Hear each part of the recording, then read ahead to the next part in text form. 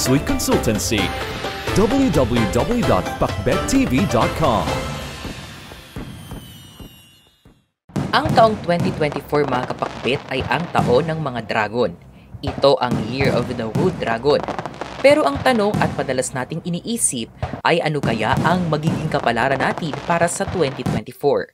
Para masagot yan mga kapakbet, ito ay nakasulat at nakapaloob sa Chinese Horoscope 2024. Makikita dito ang mga pwede nating asahan na maaaring mangyari sa ating career, health, love at wealth. Maaaring may mga zodiac signs na siswertihin, nasa gitna o hindi naman kaya ay mamalasin. Alin kaya ang sa iyo, kapakbet? Pero gayon pa man, asahan na ang 2024 ay magiging powerful, successful, transformative at puno ng karunungan dahil namamayagpag ang mga dragon. Ito ay magsisimula sa February 10, 2024 hanggang January 28, 2025. Asahan din na mas malakas ang inyong natural characteristics at magbibigay ito ng mga positibong pagbabago sa inyo. Kaya naman, huwag na natin pang patagalin ito mga kapakbet. Alamin na natin kung ano ang kapalaran mo ngayong Year of the Wood Dragon 2024. Year of the Rat. Para sa mga Year of the Rat, mga kapakbet, ang Year of the Wood Dragon 2024 ay ang taon nila upang makakuha ng karunungan, bagong kasanayan at lakas. Magbibigay ng magandang impluensya ang 2024 para sa kanila.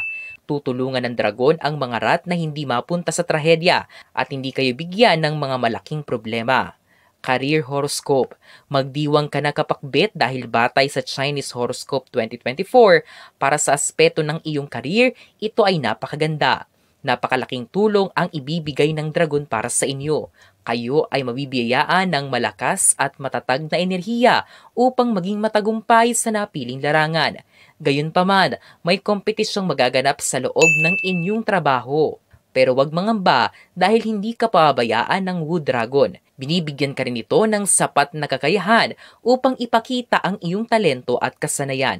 Kung ikaw ay nasa larangan ng media, arts at communication, asahan na ikaw ay makakakuha ng malaking gantimpala.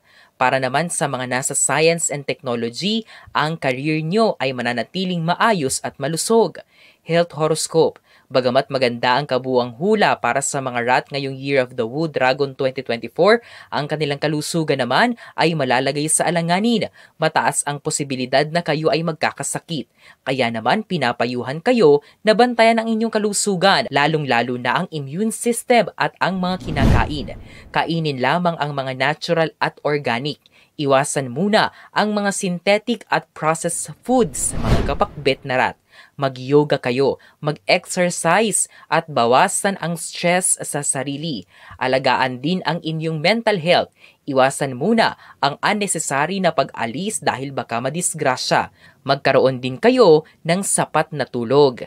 Love Horoscope. Magdadala ng pagbabago ang Year of the Wood Dragon 2024 para sa buhay pag-ibig nyo mga kapakbet. Ang relasyon mo sa iyong kapares at miyembro ng pamilya ay mananatiling maayos at mayabong. Subalit, kung kayo ay nasa gulo o nahaharap sa mga problema, huwag mag-alala dahil bibigyan kayo ng dragon ng confidence para ito ay masolusyonan. Para naman sa mga rat na may asawa na, ang 2024 ay ang taon nyo upang ang pagmamahalan nyo ay mas umunlad pa. Para sa mga single na rat, makakahanap na kayo sa 2024. Huwag lang madaliin ang mga bagay-bagay. Wealth Horoscope. Ang mga rat ngayong 2024 ay puno ng kasipagan at sila rin ay magiging mas resourceful kumpara sa mga nakaraang taon. At dahil dito, ang inyong finances at economic status ay magkakaroon ng positive results. Pwede nyo ring subukan sa 2024 ang pagkapatayo ng negosyo o i-expand ang inyong current business mga kapakbet. Pwede nyo ring pagkakitaan ang inyong kinahihiligang gawin. Pero isang payo lang, mag-ingat kayo palagi dahil maaaring magkaroon kayo ng unexpected expenses dahil sa lakas at sigla ng dragon sa 2024. Bantayan nyo rin ang inyong emergency expenses, baka ito ay magastos sa ibang bagay. Ano ang prediksyon at hula sa kapalaran mo ngayong 2024 kapakbet? Kung ito ay maganda at nakakagalak, isang pagbati. Ito lamang ay nangangahulugan na ang 2024 mo ay magiging mas masaya. Subalit huwag pa ring magpakampante. Kung ang hula naman ng sa iyo ay hindi maganda, ito lang ang tandaan mo, kapakbit. Ano mang mangyari sa ating buhay, nasa sa ating mga sarili pa rin ang huling desisyon sa mga maaaring mangyari. Kaya naman, nawa tayong lahat ay maging successful ngayong Year of the Wood Dragon, mga kapakbit. Ang mga interpretasyong ito ay pawang gabay lamang. Nasa sa atin pa rin ang desisyon at tayo pa rin mismo ang may hawak ng ating kapalaran. Huwag po nating kalimutang magdasal at manalig sa may kapal. Hinding-hindi niya po tayo pababayaan. Huwag kalimutang mag-subscribe, i-like at i-share ang videong ito sa inyong kapamilya at kaibigan. Maraming salamat sa panonood, mga kapakbit.